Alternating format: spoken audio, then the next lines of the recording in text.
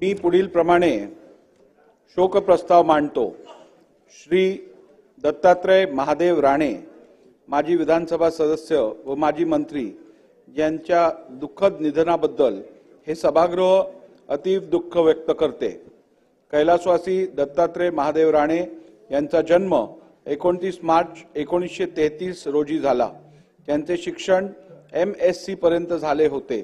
कैलासवासी राणे यांनी Maharashtra education society, Atharva education trust तसेच मुंबई रहिवासी सेवा संघाचे अध्यक्ष म्हणून उत्तम कार्य केले होते।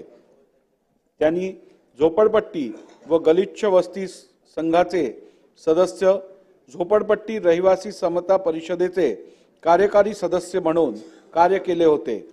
समृद्धी सहकारी झोपडपट्टी रहिवासी पतसंस्थेचे ते अध्यक्ष होते। गिरणी कामगारांच्या न्याय हक्कासाठी त्यांनी लढा दिला होता।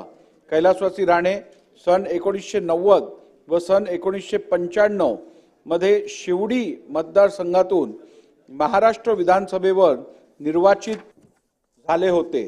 ते सन 1995 ते 1999 या कालावधीत उच्च व तंत्र शिक्षण खात्याचे मंत्री होते। अशा या ज्येष्ठ समाजसेवकाचे सोमवार दिनांक 16 डिसेंबर 2024 रोजी दुःखद निधन झाले। सन्मान्य सदस्यांनी स्तब्ध उभे राहून शोक प्रस्ताव संमत करावा अशी विनंती आहे।